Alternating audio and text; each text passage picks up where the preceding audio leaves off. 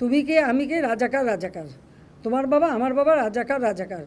শেখ হাসিনার বিরুদ্ধে 182টি মামলার মধ্যে 162টি মামলাই হত্যার। সময়ের অপেক্ষা, আইনি লড়াইয়ে মাঠে নামছে আওয়ামী লীগ। প্রয়োজনে বিদেশ থেকে আনা হবে আইনজীবী, এমনটাই জানিয়েছে আওয়ামী লীগের একাধিক সিনিয়র নেতা।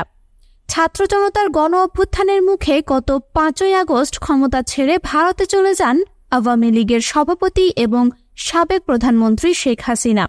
এরপর থেকেই একের পর এক করা হচ্ছে মামলা। দলের কেন্দ্রীয় নেতা থেকে শুরু করে উপজেলা পর্যায়ের হাজার হাজার নেতাকর্মীকে আসামি করে এসব মামলা দায়ের করা হয়েছে। দলীয় সূত্র মতে ক্ষমতা হারানোর পর থেকে মামলা আর হামলার ভয়ে দিন পার করছে আওয়ামী লীগের নেতাকর্মীরা। যখন তখন বাড়িঘরে হামলার আশঙ্কা তো আছেই। দীর্ঘদিন ক্ষমতায় থাকা দলটির কেন্দ্রীয় নেতা থেকে শুরু করে তৃণমূলের নেতাকর্মীরা বাড়িতে অবস্থান করতে পারছেন না। কেউ কেউ আত্মগোপনে চলে গিয়েছেন, কেউ কেউ আবার দেশের বাহিরে অবস্থান করছেন। যারা বাড়িতে থাকছেন দিন হলেই তারা অন্যত্র চলে যাচ্ছেন। হামলা থেকে বাঁচলেও রেহাই মিলছে না মামলা থেকে। এরই মধ্যে দলের সভাপতি শেখ হাসিনা এবং সাধারণ সম্পাদক ওবায়দুল কাদেরের নামে 1.5 শতাধিক মামলা হয়েছে।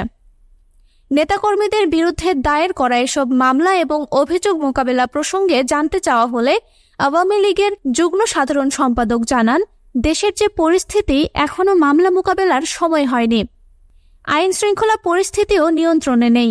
এমন পরিস্থিতিতে কে মামলা মোকাবেলা করবে? আদালতের মতো একটি জায়গায় হামলা করা হচ্ছে। ব্যাপক নিরাপত্তা বেষ্টনীর মধ্যে যেখানে আটক নেতাকর্মীরা নিরাপদ নন, সেখানে আইনজীবীরাও নিজেদের নিরাপদ বোধ করছেন না। একের পর এক মামলা। এত মামলা কিভাবে মোকাবেলা করবেন জানতে চাইলে তিনি বলেন, আমাদের দলের নিজস্ব আইনজীবী রয়েছে। শুধু ঢাকা নয়, প্রতিটি জেলায় দলীয় আইনজীবী রয়েছে। আবার আইনজীবী নেতাও রয়েছে। তাই মামলাগুলো তারাই লড়বেন। তবে এখন নয়, তারা প্রস্তুতি নিচ্ছেন। সময় হলেই আইনি লড়াইয়ে নামবেন। এদিকে গত 17 সেপ্টেম্বর আওয়ামী লীগের পক্ষ থেকে দলীয় নেতাকর্মীদের উদ্দেশ্যে একটি নির্দেশনা জারি করা হয়। সেখানে বলা হয়েছে, এখন পর্যন্ত যারা ক্ষতিগ্রস্ত হয়েছেন এবং হামলার শিকার হয়েছেন, যাদের বাসাবাড়ি কিংবা ব্যবসা প্রতিষ্ঠানে হামলা হয়েছে, তারা যেন নিজ নিজ থানায় অভিযোগ কিংবা সাধারণ ডায়েরি দায়ের করে। কারণ হিসেবে সেখানে বলা হয়েছে, জাতিসংঘের মানবাধিকার কমিশন তথ্য অনুসন্ধান দল এখন বাংলাদেশে অবস্থান করছে।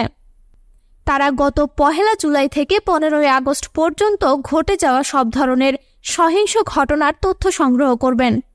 দলের পক্ষ থেকে এই সুযোগ কাজে লাগাতে বলা হয়েছে। অভিযোগ না নিতে চাইলে সাধারণ